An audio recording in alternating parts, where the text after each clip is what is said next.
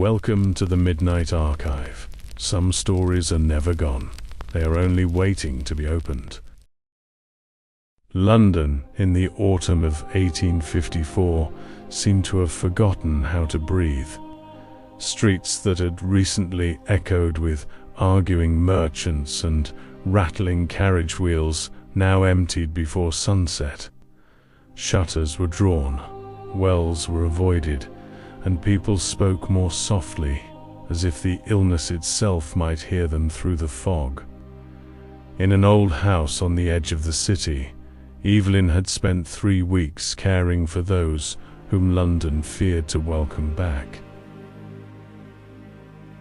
Inside the house, the air smelled of vinegar, wet wool, and boiled water. At a copper basin, Henry washed his hands as if fear itself could be scrubbed away. He was Thomas's younger brother, and he did not hide that he blamed Evelyn. If not for her, his eyes seemed to say, Thomas would never have come to London. Evelyn said nothing. She knew that sometimes love sounded like accusation. By noon, the fog had thinned, and a weak light fell across the courtyard. Evelyn was hanging sheets when a messenger boy handed her a letter. She recognized the handwriting at once. Thomas wrote that in 3 days he would be in London and would knock at the front door himself. He asked only one thing, that she wait for him. Evelyn pressed the letter to her chest, yet the joy came with a strange unease. That evening, Evelyn entered the ward with clean water and stopped at the threshold. Mrs. Rowe, by the window, smiled as she straightened the blanket over her knees. But for one instant, Evelyn saw tomorrow night, an empty chair, an untouched cup, an open book on the floor. The vision vanished. "Why have you gone so pale?" Mrs. Rowe asked. Evelyn forced a smile, only tired. "I will sit with you a while." In the morning, Evelyn entered the ward before breakfast and stopped at once. The chair by the window was empty. On the small table stood an untouched cup, and on the floor lay an open book, exactly as she had seen it in the night. Mrs. Rowe had died shortly before dawn, quietly, without calling for anyone. Evelyn sank beside the bed and understood for the first time. Her visions did not warn. They came too late. Late that night, Evelyn found Henry in the courtyard, beneath a fine rain. He stood without his hat, staring at the closed gate as if waiting for a sentence. "You think I am cruel," he said without turning. "But Thomas always goes where he is needed, even if it kills him." Evelyn wanted to answer, but for the first time she understood. Henry was not afraid for himself.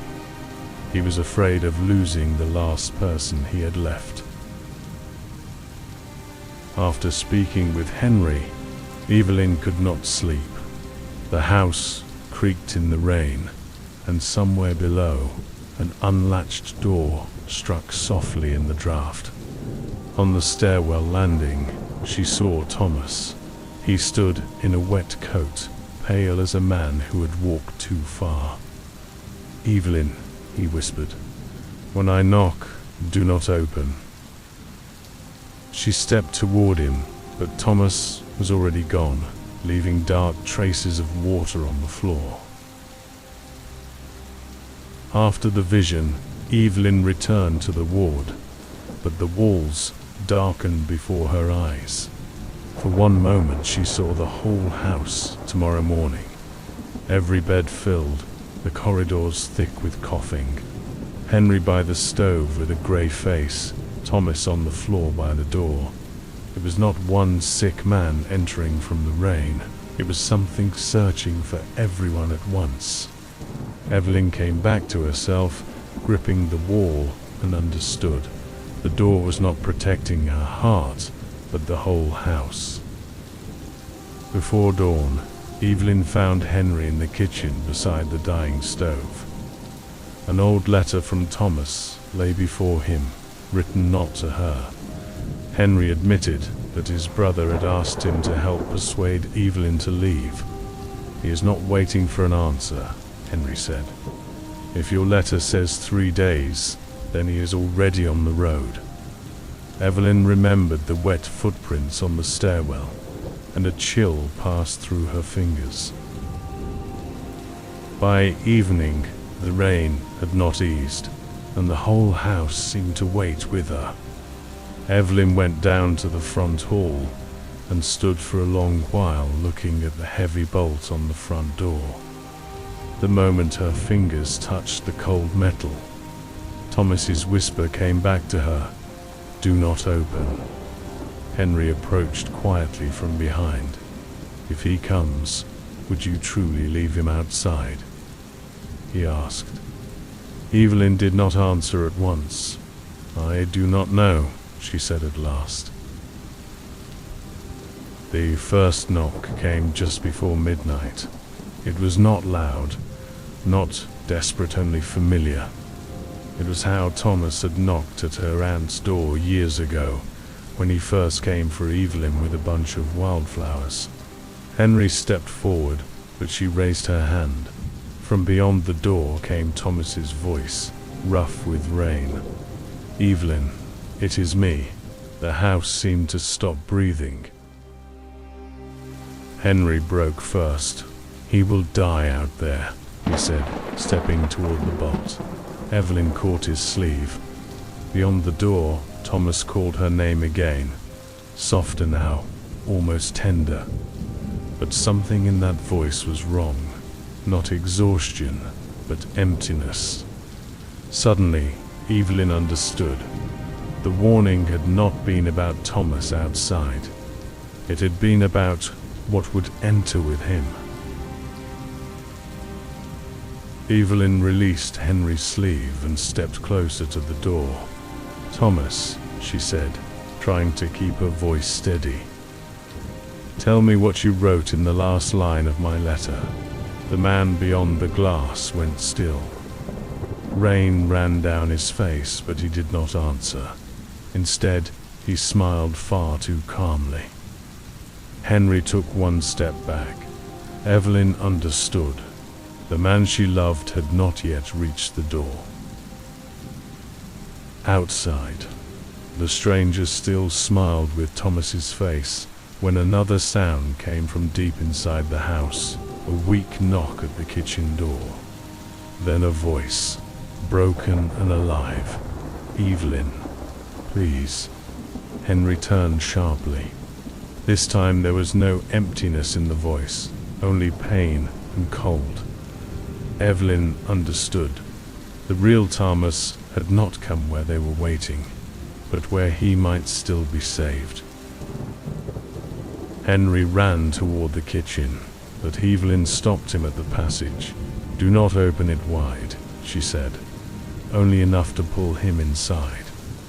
At the front door, the false Thomas began to knock harder, with no tenderness left in him.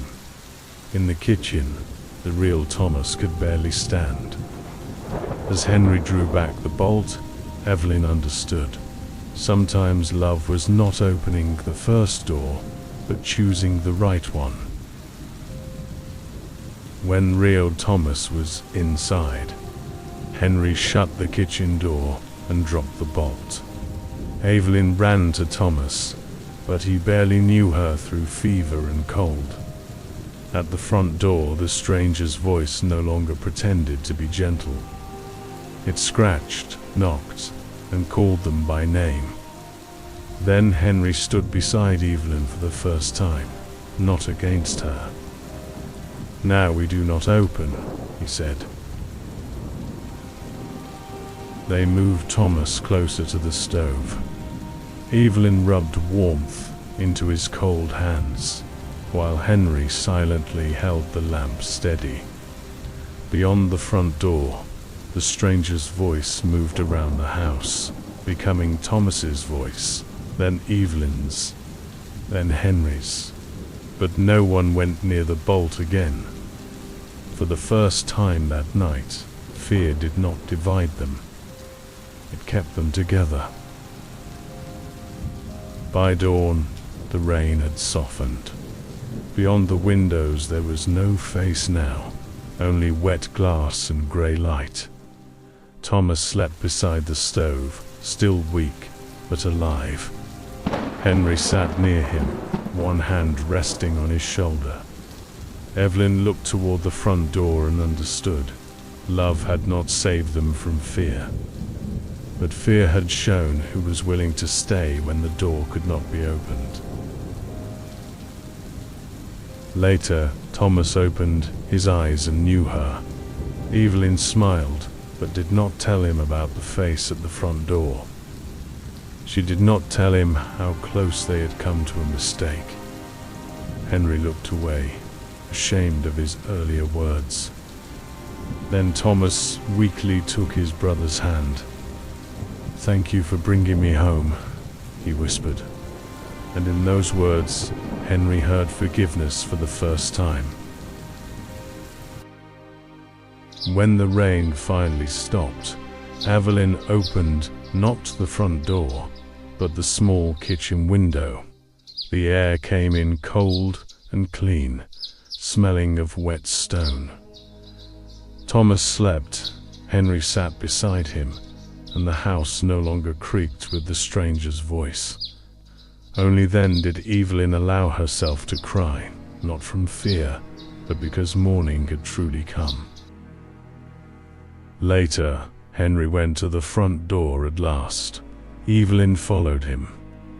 On the wet threshold, there were no boot prints, only long dark marks, as if something had scratched the wood from outside with soaked fingers. Henry held his hand above the bolt, but did not touch it. "If we had opened," he began. Evelyn answered softly, "We did not." Many years later, Evelyn remembered that night, not by the knocking, but by the silence after it. Thomas lived, Henry stayed, and the house became only a house again. But sometimes, when rain touched the glass, Evelyn looked toward the front door and thought of the love that asked to be let in at any cost, and of the love that knows how to say, "No, not tonight." In the old folder, the story was written in only one line. On the night of heavy rain, the front door of Mercy House was not opened. No monster's name, no proof, no explanation. Only 3 signatures below: Evelyn, Thomas, Henry. And beside them, a short note in Evelyn's hand. Sometimes a person returns to you through a different door than the one where you wait. And so the file remained in the archive, without a conclusion, without a doctor's seal, without a name for the thing that knocked in the rain. Only a story of 3 people who'd nearly lost one another because each of them loved in their own way. Sometimes a door is not kept closed out of cruelty. Sometimes it is held shut, so the living may still have a morning. This file is now closed, but the archive is never empty. Subscribe for the next Midnight File.